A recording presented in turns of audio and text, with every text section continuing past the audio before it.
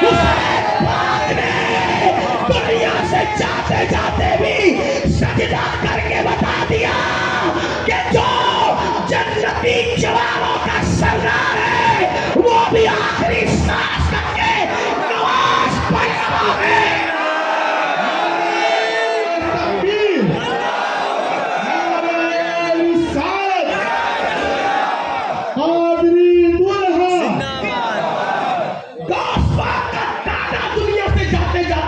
پڑھ کر کے گیا غوث پاک کا نانا دنیا سے جاتے جاتے کون سی طریقت لے کر کے آئے ہو؟ ہم کسی ایرے گہرے کی طریقت کو نہیں مانتے, ہم تو کربلا والے کی طریقت کو مانتے. نکل کر خانقاہوں سے ادا کر رسم شبیری, سن لیا, خود بھی نماز پڑھو اور انہی لوگوں کی عزت کرو جو نماز پڑھتے ہیں. انہی لوگوں کے ہاتھ میں مرید ہو جو نماز پڑھتے ہیں. جن کو نماز پڑھنے کی توفیق نہیں ان کے ہاتھ میں مرید ہونا بھی جائز بھی حرام ہے. وہ پیر ہو ہی نہیں سکتا. جو خود جہنم میں جائے گا وہ تجھے کیا لے کر کے جائے گا, کیونکہ بے نمازی جہنمی ہے. یہ میں نہیں کہہ رہا ہوں, یہ اللہ کے رسول نے فرمایا. اگر رسول اللہ کی بات نہیں مانتے تو تم کس کی مانو گے؟ تو میں عرض یہ کر رہا تھا, بات دور نکل گئی. مرید چاہتا ہے پیر کے قریب ہو, شاگرد چاہتا ہے استاد کے قریب ہو, پبلک چاہتی ہے مقرر کے قریب ہو. کتنے دور بات کرتے ہو مقرروں سے ملنے کے لیے, سیدوں سے ملنے کے لیے, اماموں سے ملنے کے لیے, علماء سے ملنے کے لیے. سب کا قرب اچھی چیز ہے, سب کا, لیکن سب سے بڑا قرب جو تمہارے اور میرے لیے فخر کی بات ہے وہ ہے رب کا قرب, اور سب سے آسان ہے اللہ کا قرب. میرے قریب آنا مشکل, میں تمہارے قریب آؤں مشکل. پیر کے قریب آنا مشکل, پیر کا مرید کے قریب آنا مشکل. مشکل اس معنی میں رہتا ہوں مالیگاؤں میں, آپ رہتے ہیں کوکرواڑ میں رہتے ہیں. اب آپ مجھے بتائیں, آپ میرے پاس آئے تو کم سے کم آپ کو 500 کلومیٹر کا سفر طے کرنا ہے, تب آ سکتے ہو. اور مجھے آپ کے پاس جانا ہے تو کم از کم 500 کلومیٹر کا سفر.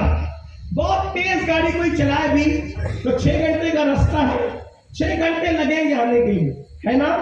پھر میری طبیعت اچھی ہو تو میں آ سکوں, آپ کی طبیعت اچھی ہو تو آپ آ سکیں, گاڑی کا انتظام ہو تو آپ میں آ سکوں, آپ کے پاس ہو تو آپ آ سکیں. بولو قریب آنے میں کتنے پاپڑ ہیں, کتنے جتن ہیں, کتنی تکلیفیں ہیں. ارے نادان, جن کے قریب جانے میں اتنی مشکلیں ہیں تو ان کے قریب جانے کے لیے اتنی کوششیں کرتا ہے. اللہ کا قرب جو سب سے بڑا ہے, میرا اللہ کتنا بڑا ہے. اللہ کو بڑا ہم نے کیسے مانا, اللہ کو بڑا ہم نے کیسے جانا, کیسے جانا بتاؤں. میں لمبی نہیں کرنا چاہتا لیکن بات نکل آئی ہے تو سنو. ایک شخصیت دنیا میں ایسی آ گئی, عبداللہ کے گھر میں, آمنہ کے گھر میں, مکہ المکرمہ میں. ایسی شخصیت کہ جس کے بچپن میں بکریاں جس کو سجدہ کرتی ہیں. ایسی شخصیت دنیا میں آ گئی کہ پتھر جس کو سلام کرتے ہیں. ایسی شخصیت دنیا میں آ گئی کہ درخت جس کے اشارے پر چل کر کے قریب آتے ہیں. ایسی شخصیت دنیا میں آ گئی جو اشارہ کر کے چاند ٹکڑے کر دیتی ہے. ایسی شخصیت دنیا میں آ گئی جو سورج کو پلٹا دیتی ہے. ایسی شخصیت دنیا میں آ گئی جو جابر کے ملا بچوں کو آواز دے کر کے زندگی عطا کر دیتی ہے. ایسی شخصیت دنیا میں آ گئی جو بتوں کو بھی کلمہ پڑھا دیتی ہے.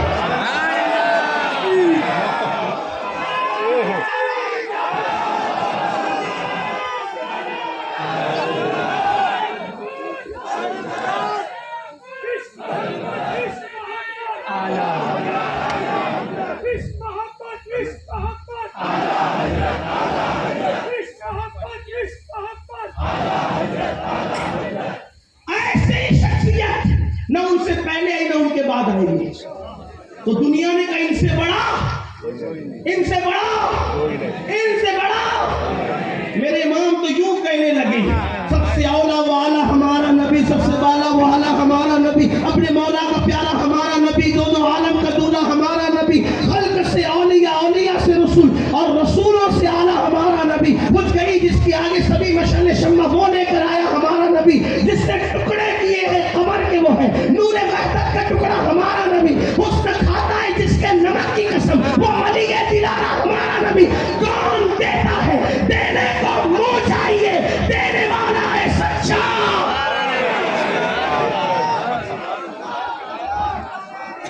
ہمارے نبی کی شان، ہمارے نبی کی شان یہ ایسی شان والا نہ حسن میں، نہ علم میں، نہ تقوی میں، نہ پرہیزگاری میں، نہ عروج میں، نہ بلندیوں میں۔ بلندیوں کا کی شان یہ ہے بلغ العلا بکمالہ کشفت الدجی بجمالہ حسنت جمیع خصالہ صلوا علیہ وآلہ اللہم صل وسلم وبارک علی حبیبہ وآلہ وصحبہ وبارک وسلم صلاۃ وسلام علیک یا جد الحسن والحسین الف الف مرہ فی کل لمحہ۔ ان کی بلندیوں کا عالم یہ ہے کہ جبریل بھی ان کے ساتھ چلنا چاہے تو چل نہ سکے، بلکہ تھک کر کے بیٹھ جائیں اور میرے امام یوں گنگنائیں، تھکے تھے روح الامی کے بازو، کہاں وہ دامن کہاں وہ پہلو، رکاب چھوٹی امید ٹوٹی، نگاہ حسرت کے ولولے تھے۔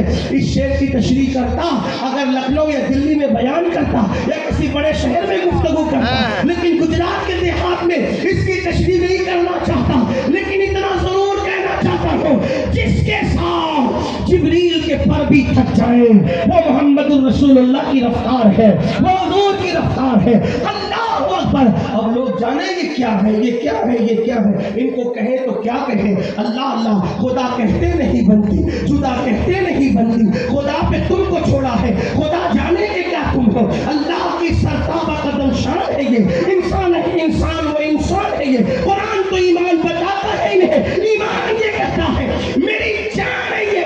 اتنی بڑی ہستی دنیا بشریت میں لباس بشر پہن کر آ گئی۔ حضرت بیدم شوارسی کہنے لگے اب آدمی کچھ اور ہماری نظر میں ہے، دوسروں میں ہم نے فرق کیا ہے بتائیں حضرات علماء کرام، آپ کو اچھی سے پتہ ہے۔ دوسرے لوگ نبی کو لباس بشر میں دیکھ کر اپنی طرح سمجھے،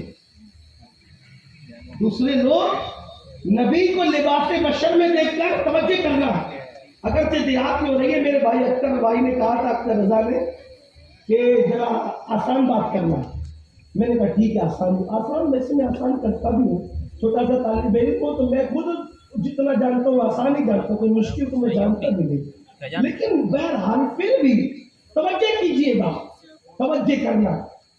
لوگوں نے نبی کو لباس بشر میں دیکھ کر اپنی طرح سمجھا، یعنی نبی کو گھٹا دیا، اور ہم نے نبی کو لباس بشر میں دیکھ کر، کیونکہ نبی بشر ہیں ہم مانتے ہیں، انہوں نے بھی لباس بشر میں دیکھا اور اپنی طرح کہہ گئے، اور ہم نے لباس بشر میں دیکھا تو ہمیں سمجھ میں آیا کہ بشریت کا مقام کتنا بلند ہے۔ سبحان اللہ۔ وہ نبی کو لباس بشر میں دیکھے، نبی کی عظمت گھٹا کے، اور ہم نبی کو لباس بشر میں دیکھ کے ہم پہچان گئے کہ لباس فرشتہ بھی وہ مقام نہیں رکھتا جو لباس بشریت مقام رکھتا ہے۔ اسی لیے بیدم شماسی کہتے ہیں اب آدمی کچھ اور ہماری نظر میں ہے، جب سے سنا ہے یار لباس بشر میں۔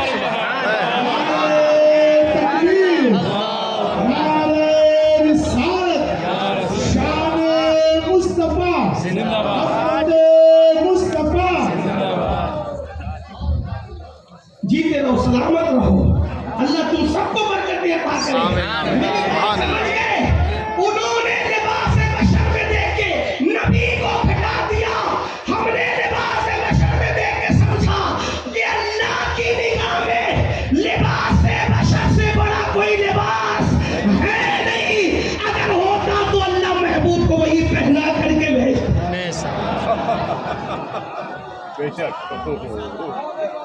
ایک اور بات کہہ دوں اس پر، سبحان اللہ، سبحان اللہ، بہت خوب۔ آپ کسی ولیمہ میں جا رہے ہو، بہت بڑی خاص محفل میں، تو آپ اسی لباس کا انتخاب کرتے ہیں جو لباس آپ کے کباڑ میں، تجوری میں سب سے قیمتی لباس ہے۔ کہ قیمتی لوگوں کے درمیان جا رہے ہیں تو پہننا کون سا ہے جو سب سے ایسا ہی ہے نا؟ شادی میں جا رہے ہیں، فنکشن میں جا رہے ہیں، پہننا کو جو سب سے اچھا ہے، سب سے۔ اللہ نے توجہ کرنا، توجہ کرنا, حالانکہ میرا عنوان وہ نہیں, لیکن آ گئی تو کہتا ہوں. ویسے میرا عنوان وہ کیا نہیں ہے, تو میری زندگی کا عنوان ہے. زمانے بھر کا یہ قاعدہ ہے کہ جس کی کھانا اسی کا گانا. سنے متے جن کی کھا رہے ہیں انہی کے ہم گیت گا رہے ہیں. سبحان اللہ. توجہ کریں, جیسے آڈینس ہو, جیسے مدعو ہو, جیسے مندوبین ہو, جن لوگوں کو انوائٹ کیا گیا ان کی محفل میں جب کوئی جائے تو وہ پہنتا وہی لباس ہے جو سب سے قیمتی ہوتا ہے قیمتی لوگوں میں. صحیح. اب نبی کو آنا کہاں, جہاں آدم جیسا قیمتی پہلے سے آ کے بیٹھا ہے, جہاں نوح جیسا قیمتی پہلے سے آ کے بیٹھا ہے, جہاں داؤد جیسا قیمتی پہلے سے آ کے بیٹھا ہے, جہاں ایوب جیسا قیمتی پہلے سے آ کے بیٹھا ہے, جہاں ذوالفقار جیسا, عزیر جیسا, یوسف جیسا, ابراہیم جیسا, اسماعیل جیسا, موسیٰ جیسا, یہ سارے مسندیں سجا کر بیٹھے ہیں. اب اس میں کوئی آنا چاہتا ہے. ایسے قیمتی لوگوں میں پھر یار کو لباس کون سا پہنایا جائے گا جو سب سے قیمتی ہو؟ تو بیگم شاہ اسی کو بیان کرے, اب آدمی کچھ اور ہماری نظر میں ہے. اب آدمی کچھ اور ہماری نظر میں ہے, جب سے سنا ہے یار لباس بشر. معبودیت کا لباس بھی وہ نہیں جو لباس بشر ہے. ورنہ شرح قائد اٹھا کر کے دیکھ لو, کیا یہ لکھا نہیں ہے کہ عام مومن عام فرشتے سے افضل؟ ہمارے عقیدہ پڑھایا جاتا ہے عام مومنین عام فرشتوں سے. فرشتے جو عام ہیں وہ ایک آدمی پر 60 خدمت پر مقرر ہے. جو ناک میں سانپ نہیں جاتا نا سوتے میں, وہ کوئی فرشتہ نہیں جانے دیتا. جو کان میں کیڑے نہیں گھستے نا, وہ کوئی فرشتہ کھڑا ہے وہاں تیرے کان کی حفاظت کے لیے. اے انسان, تو اتنا قیمتی کیوں ہو گیا؟ کیونکہ جب سے سنا ہے یار لباس بشر, جب سے سنا ہے یار لباس بشر ہے. بلکہ لباس بشر کتنا قیمتی ہے کہ جب تک انسان انسانیت کے لباس میں ہوگا اللہ اس کو جہنم میں نہیں ڈالے گا. جس کو جہنم میں ڈالے گا پہلے اس سے لباس بشر چھینے گا, اس کے بعد اس کو جہنم میں ڈالے گا. کیوں؟ کیونکہ یار جس شکل میں آیا ہے اس شکل میں کسی کو جہنم میں داخل ہی نہیں کیا. جب سے سنا ہے یار لباس بشر میں ہے, اب آدمی کچھ اور ہماری نظر میں ہے. جب سے سنا ہے یار لباس بشر میں ہے, تو جو محمد رسول اللہ ہے ان سے بہتر نہ ان سے پہلے کوئی آیا نہ ان کے بعد ان سے بہتر کوئی آ سکتا ہے. وہ رسول جن کے آگے سب جھکے, درخت وہاں جھکے, پیڑ وہاں جھکے, شجر وہاں جھکے, حجر وہاں جھکے, قمر وہاں جھکے, آفتاب سورج وہاں جھکے, سب وہاں جھکے. لیکن جب بلال کہتے ہیں الصلاۃ الصلاۃ, نماز نماز, حی علی الصلاۃ حی علی الفلاح, تو وہ نبی وضو کر کے پوری عاجزی کے ساتھ ادب سے کھڑا ہو جاتا ہے اور اپنا سر سجدے میں رکھتا ہے. تب ہمیں پتہ چلتا ہے جب سر جھکانے والا اتنا بڑا ہے, سر جھکانے والا اتنا بڑا ہے کہ جس کے آگے جھکا رہا ہے وہ کتنا بڑا ہے. سبحان اللہ. اب اتنا بڑا خدا. اب دھیان دینا, جو بات یہ کہنے کے لیے اتنی لمبی تمیز تھی, اتنا بڑا خدا جہاں آدم جھکے, نوح جھکے, موسیٰ جھکے, عیسیٰ جھکے, داؤد جھکے, ایوب جھکے, ذوالکفل جھکے, جہاں میرے تمہارے نبی سید الانبیاء جھکے. اس کا قرب پانے کے لیے نہ مکے کا سفر ضروری ہے, کوئی ضروری نہیں ہے کہ آدمی خدا کو پانے کے لیے مکے جائے. کیوں؟ کیونکہ خدا مکے کے اندر قید نہیں ہے.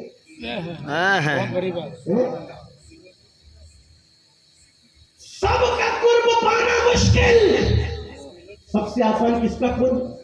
اللہ کرنا کیا ہے؟ کرنا کیا ہے؟ میری بات نہیں، مقرر کی نہیں، ناظم کی نہیں، مولوی کی نہیں، سیاسی لیڈر کی نہیں، اللہ ہی کی بات، اس کے رسول ہی کی بات۔ اللہ فرماتا ہے میرے قریب آنا ہے، ایک ہی کام کر، سجدہ کر، مجھ سے قریب ہو جا۔ سبحان اللہ سبحان یہ کنڈیشن نہیں لگائی، نیک ہوگا تو ہی قریب کروں گا، عالم ہوگا تو ہی قریب کروں گا، متقی ہوگا تو ہی قریب کروں، کوئی کنڈیشن نہیں۔ جو مسلمان سجدہ کرے گا میں اس کو اپنے قریب کر لوں گا۔ اور اللہ کے رسول نے یہاں تک فرمایا جب تو سجدہ کرتا ہے تو اللہ اور بندے کے درمیان جتنے پردے سب اٹھا دیے جاتے ہیں، تو بے نقاب اللہ کی بارگاہ میں اپنا سر جھکاتا ہے۔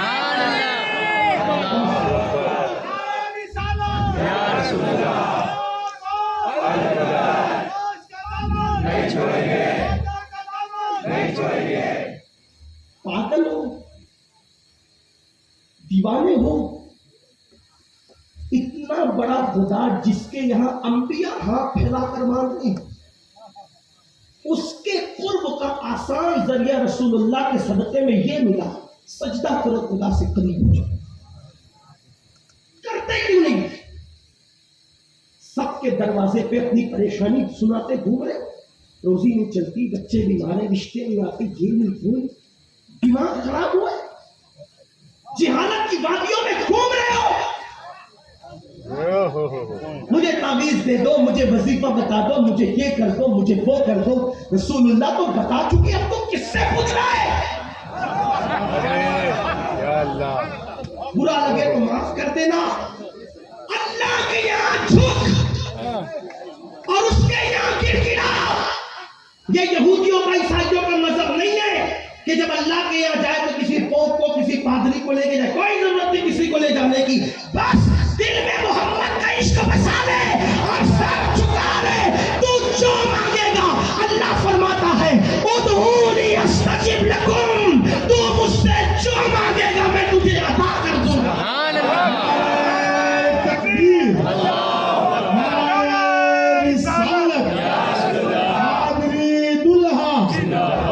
اللہ کی بات پہ اگر یقین نہیں ہے تو پھر تو مسلمان کیسا؟ اللہ کے قرآن پہ تیرا ایمان نہیں ہے تو پھر تو مسلمان کیسا؟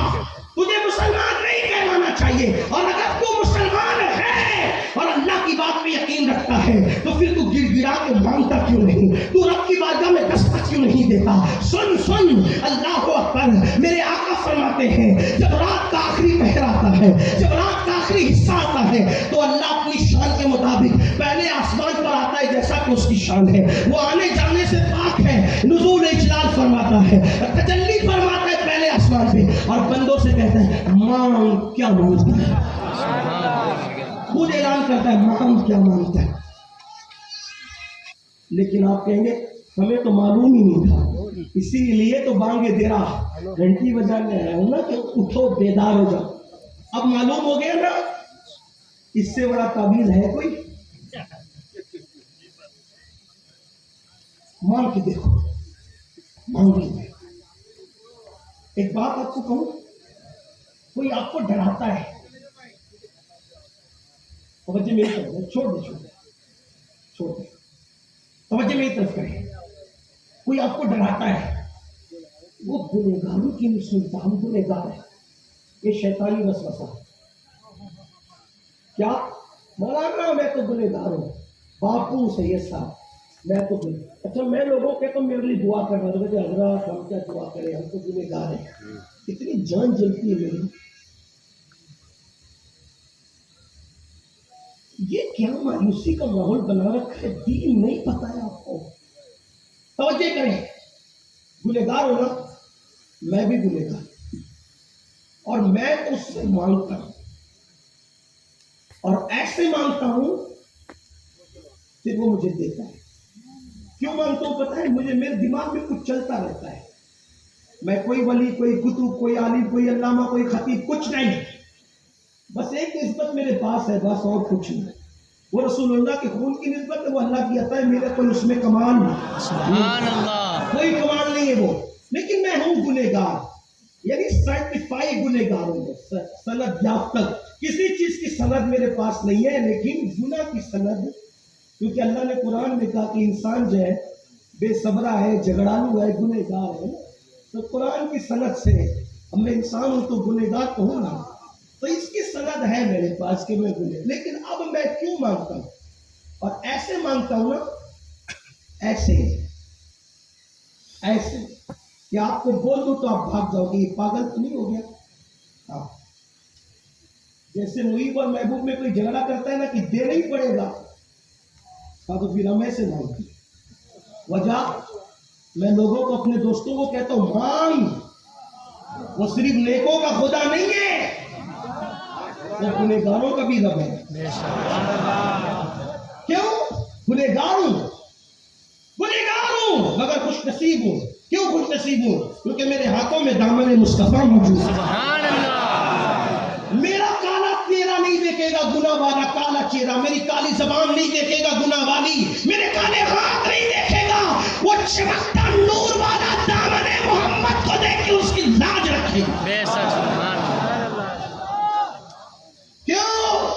الہی تو کریم، الہی تو کریم، وہ نیز رسول تو کریم، صد شکر و حسین میانے دو کریم، حق تعالی بھی کریم اور محمد بھی کریم، دو کریموں میں گناہگار کی بنائی. سبحان اللہ. اس کو مناتا ہوں تو ان کو لے جاتا ہوں، ان کو منانا ہوتا ہے تو اس کی رحمت کا وسیلہ ہے. اور پھر اسی میں مزے اٹھاتا ہوں. استاد زمن کہتے ہیں سرے حشر، یہی مزے نہیں لیں گے وہاں بھی. سرے حشر آسی، آسی کا مطلب کیا ہوتا ہے؟ گنہگار ہے نا. ابھی نا بات، سرے حشر آسی مزے لے رہے ہیں. یہی مزہ نہیں لینا ہے وہاں بھی. سرے حشر آسی مزے لے رہے ہیں. کیوں؟ شفاعت کسی کی ہے، رحمت کسی کی. سبحان اللہ. مزے کیوں لے رہے ہیں؟ شفاعت، کوئی شفاعت کر رہا ہے اور کسی کی رحمت کا ظہور ہو رہا ہے. کیسے ظہور ہو رہا ہے؟ ایک دن حضور نے کہا اللہ سب کو بخش دینا. اللہ نے بتایا پیارے وہ تیری امتی ہے تو میرے بھی تو کچھ ہے. وہ تیری امت ہے، وہ میرے بندے ہیں، اور تو امت سے جتنا پیار کرتا ہے اس سے زیادہ میں اپنے بندوں سے پیار کرتا ہوں. تم کس خدا کی بات کرتے ہو؟ پتھر اور مٹی والے تھوڑی ہے ہم، رب محمد کے ماننے والے، رزاق مطلق کے ماننے والے. لیکن آپ کے اگر دماغ میں یہ شیطان نے بھوت ڈال دیا، کیا مولانا ہم کیا ہے؟ بولے مل کے بولنا پڑے. کیا ہے؟ جو نیک ہے وہ نہ بولے، لیکن جو میری طرح ہے وہ بول تو دینا. کیا ہے؟ بولے کیا ہے؟ پیچھے والے دیر سے آئے کھانا کھا کے تھوڑا وہ سست ہے، بولو کیا ہے؟ وہ لوگ بھی چست ہے لیکن آواز یہاں تک نہیں آتی. توجہ نہیں تھا. کیا ہے؟ بولے. اچھا ایک سوال کا جواب دو. حالانکہ میں پوچھتا نہیں ہوں لیکن مجھے آج جواب چاہیے. جو حساب میں تو یہ تو کہہ رہے تھے کہ آسان بولنا، لیکن آپ تو اتنی مشکل سمجھ رہے. جتنا مجھے مشکل نہیں آتا اس سے زیادہ تو آپ سمجھ رہے. ہاں پھر توجہ کریں. آپ دنیا میں سب سے بڑا گنہگار کون ہے؟ آج بتانا پڑے گا. جو بھی آپ کے علم میں اس کا نام بتا دو. کون ہے سب سے بڑا گنہگار؟ ارے نبی کی گستاخی بھی تو کسی کے بہکاوے میں آگے کی نا اس نے. تو کون ہے گنہگار سب سے بڑا؟ ہاں بولو بھائی، بولے نا. آگے جواب پہ کون ہے سب سے بڑا گنہگار؟ کوئی 70 سال گناہ کرتا ہے، کوئی 80 سال کرتا ہے، کوئی 100 سال، کوئی 200 سال، کوئی 500 سال. یہ شیطان اتنا لفنگا کہ پہلے دن سے لے کر قیامت تک یہ گناہ کرتا بھی رہے گا.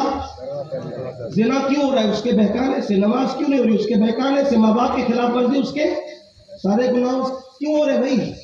بولو بھائی، بولے. اس سے بڑا کوئی گنہگار ہے؟ بولو نہیں ہے نا. جب اللہ نے شیطان کو دھتکارا، تو مردود. کب؟ تو مردود، لعنت کا توق ڈالا، نکل چل. جب وہ جانے لگا تو جاتے جاتے کا تجھ سے ایک چیز مانگتا ہوں. توجہ آپ کی.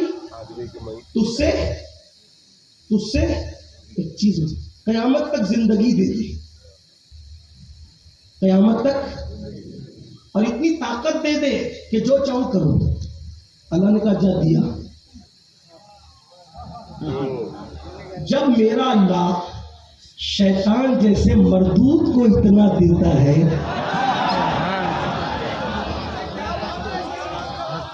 شیطان کی بات کاٹی اس نے؟ نہیں. بولو کاٹی؟ اللہ نے کہا نہیں ایسا ویسا بولو کچھ کہا؟ اس نے کہا دے دے، کہا دیا. یہی تو سچے خدا کی شان ہے. ارے جس کے در سے شیطان نہیں گیا، خالی اس کے در سے محمد رسول اللہ کا غلام کیسے گیا؟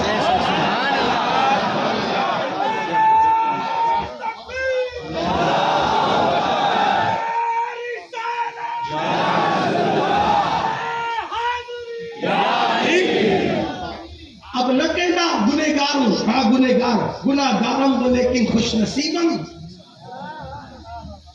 گنہگار ہوں مگر محمد الرسول. بس حضور کو سچے دل سے وسیلہ بنا لینا، پھر جو مانگو گے ملے گا.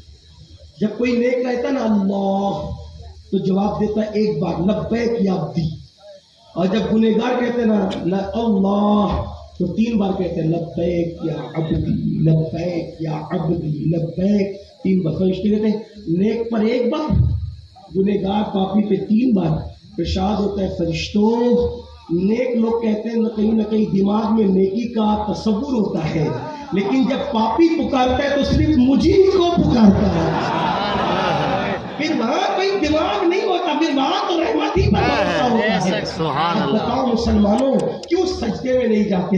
اب آپ کیوں کہتے ہو بیٹی کو رشتہ نہیں آتا؟ ارے مانگ سجدے میں جا کر، نماز میں جا کر کے مانگ. روزی نہیں ملتی، نماز میں جا کے مانگ. ارے جس نماز کی برکت سے اللہ مل جاتا ہے، اس نماز کی برکت سے کیا نہیں مل سکتا؟ لیکن نادان ہو، اب سوچ رہے ہوں گے ارے معلوم نہیں تھا. یہی تو کہہ رہا ہوں کہ معلوم کرو، دین سیکھو، اور نماز پڑھو گے تو یہ ملا. کیا ملا نماز سے؟ خدا ملا. نہیں پڑھو گے تو ایک حدیث بس، نہیں پڑھو گے تو ایک.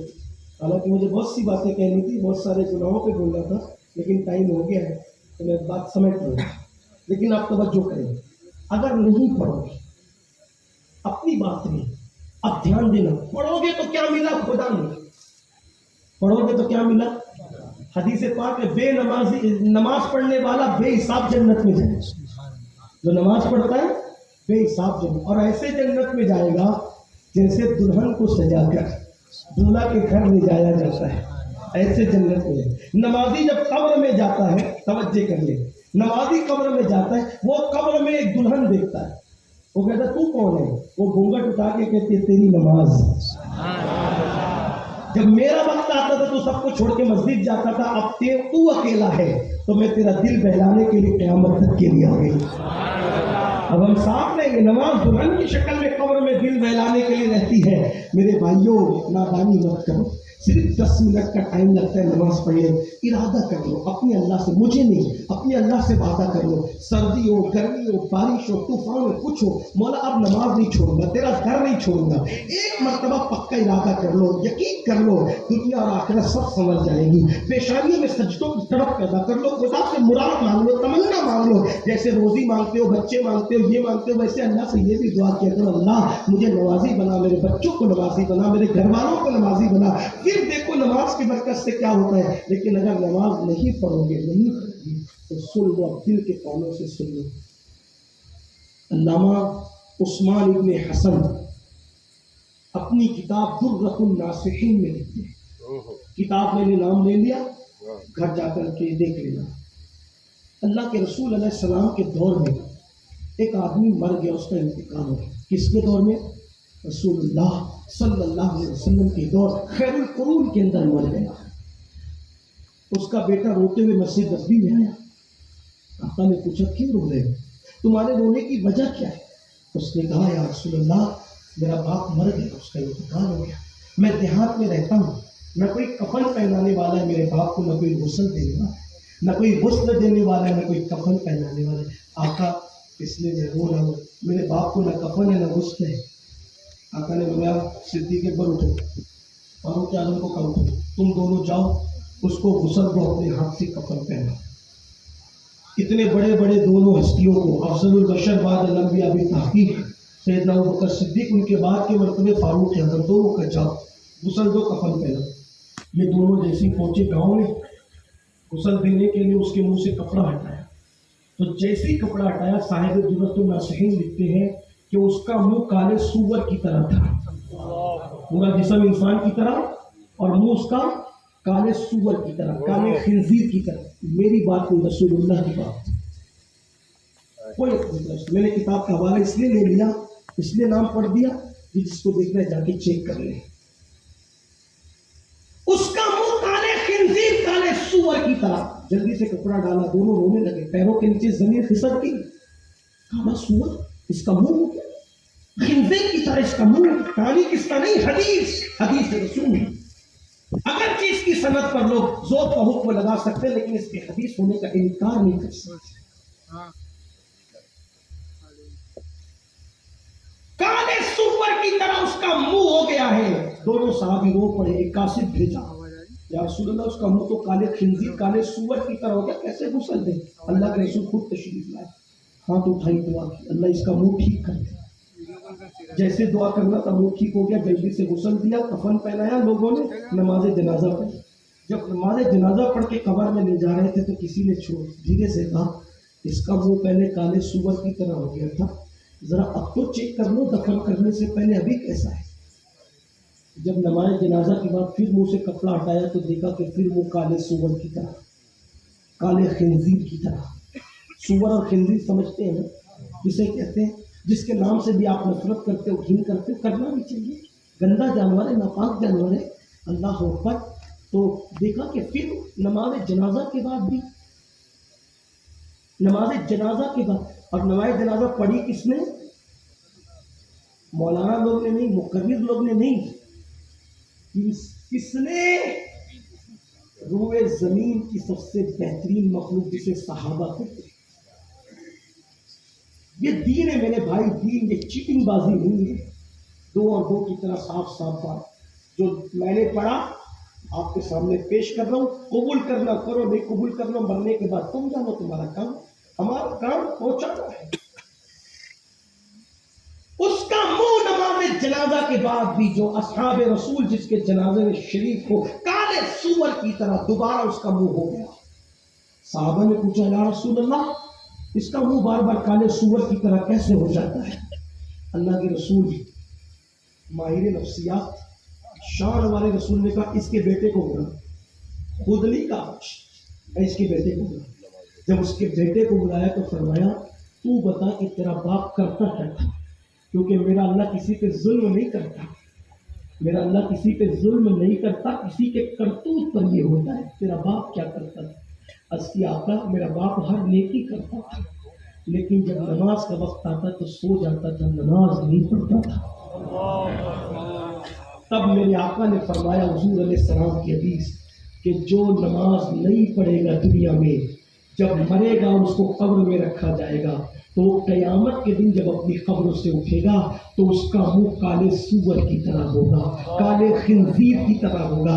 اب مسلمانوں بتاؤ, اگر چہرے پہ پھنسی نکل آتی ہے تو پھنسی والا چہرہ لے کر تم نہ اسکول جاتے ہو, نہ کالج جاتے ہو, نہ شادی میں جاتے ہو, نہ ولیمے میں جاتے ہو, نہ دوستوں کی بارات میں جاتے ہو, منہ پہ پھنسی نکل آ جائے. اگر کسی کے منہ کو لکوا لگ جائے تو وہ منہ پہ رومال رکھ کر کے نکلتا ہے. ایک دن میرے ساتھ ایسا ہوا کہ میلاد النبی کا مہینہ آ گیا اور میرے منہ پر یہاں پھوڑی نکل آئی, تو میں اس وقت سوچتا تھا کہ میں کس منہ سے جلسے میں جا کے تقریر کروں گا, یہاں پھوڑی نظر آ رہی ہے. میں نے, میرا ڈاکٹر میرا دوست ہے, میں نے کہا تو جو کرتا ہے کر, لیکن ایک رات میں یہ ختم ہونا چاہیے. آپ اندازہ فرمائے, آپ کا بھی یہی جذبہ ہوگا. اللہ اکبر. میرے آقا کے دیوانوں, منہ پہ پھوڑی نکل آئے, پھنسی نکل آئے. ہم جلسوں میں, محفلوں میں, ولیمے میں, شادی بیاہ میں جانے میں شرماتے ہیں. جب بے نمازی پن کی وجہ سے جب تمہارے منہ کالے سور کی طرح قبر سے اٹھتے وقت ہو جائیں گے, او بے نمازیوں, یہ کسی عام انسان کا کہنا نہیں,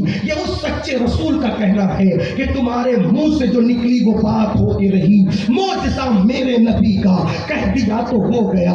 آپ نے قطرے کو دریا, کہہ دیا تو ہو گیا. مسلمانوں, کیا تمہیں ڈر نہیں لگتا اللہ میں اپنی بہنوں سے پوچھنا چاہتا ہوں، آج دنیا میں اپنے خوبصورت چہروں پہ اترانے والی میری بہن، اے میرے نوجوان بھائیوں، خوبصورت چہروں پہ اتراتے ہو، اپنے آپ کی حسن و جمال پر بار بار آئینے کے قریب جا کر چہرہ دیکھتے ہو، یقیناً خوبصورتی اللہ کی بڑی نعمت ہے، لیکن تمہارے اور میرے سچے رسول نے فرمایا کہ جو دنیا میں نماز نہیں پڑھے گا، جب وہ اپنی قبر سے قیامت کے دن اٹھے گا تو اس کا منہ کالے سور کی طرح، کالے خنزیر کی طرح ہوگا۔ مسلمانوں توبہ کر لو، ابھی اللہ نے زندگی دی ہے، توبہ کر لو۔ کیوں نماز نہیں پڑھتے؟ یہ سب چیزیں معلوم نہیں ہے، اس لیے نہیں پڑھتے۔ آج کل لوگ سود کھاتے ہیں، اللہ اکبر، سود کے دھندے کرتے ہیں، انٹرسٹ کا دھندا، سود کا دھندا، بیاج کا دھندا۔ میں اس پہ زیادہ کچھ نہیں کہتا۔ اور لوگ کیا کہتے ہیں، مولانا یہ تو منافع، یہ تو پارٹنرشپ ہے، یہ ہے، یہ تو وہ ہے، وہ تو وہ ہے۔ یاد رکھنا، سود کھانے والوں، اللہ کے رسول علیہ السلام فرماتے، حدیث ہے، توجہ کریں، مشکات شریف کی حدیث، توجہ، خاص توجہ، خاص۔ آقا فرماتے ہیں سود کے 70 درجے، دھیان سے، سود کے 70 درجے، جس کا سب سے آخری درجہ یہ ہے کہ کوئی اپنی ماں کے ساتھ زنا کرے، کوئی اپنی ماں کے ساتھ زنا کرے۔ اب اس کی تشریح کرتے ہوئے اعلیٰ حضرت امام مدرسہ فتاوی رضویہ شریف میں لکھتے ہیں، گویا جس نے سود کھایا اس نے اپنی ماں کے ساتھ 70 مرتبہ زنا کیا۔ ایک مقام پہ فرمایا تو سود کا ایک لقمہ کھا لے، گویا اس نے اپنی ماں کے ساتھ 36 مرتبہ زنا کیا۔ قیامت کے دن ماں کے ساتھ زنا کرنے والوں کی فہرست میں کھڑے رہو گے۔ پیسہ اتنا عزیز ہو گیا، اتنا عزیز ہو گیا، پیسے کے لیے اتنا بوال، اور پیٹ میں جہنم کی آگ۔ حدیث پاک میرے آقا فرماتے ہیں، میں معراج کے وقت گیا تو میں نے دیکھا کہ کچھ لوگوں کے پیٹ کمرے کی طرح تھے اور اس میں سانپ اور بچھو چل رہے تھے۔ میں نے پوچھا یہ کون لوگ ہیں جو کھڑے بھی نہیں ہو پاتے، گر جاتے ہیں؟ کہا یا رسول اللہ یہ سود کھانے، سود خور لوگ۔ آج کل سود کے دھندے بہت چل رہے ہیں۔ اگر عورتیں چاہیں تو سود کے دھندے بند ہو سکتے۔ بیوی اپنے شوہر سے کہہ دے میں بھوکا تو رہ لوں گی لیکن حرام میرے گھر میں مت لانا۔ عورتیں چاہے تو گھر کو جنت بنا دے، چاہے تو گھر کو جہنم بنا دے۔ بس آپ اپنی گفتگو سمیٹ لو۔ کچھ لوگ ماں باپ کی نافرمانی، آپ لوگ کے جذبات میں وہ پیچھے والے تھک جائیں گے تو کیا ہوگا؟ سبحان اللہ۔ تو پھر ایک بار میرے آقا پر بلند آواز سے اور ان کی آل پاک سے درود پڑھ لیں۔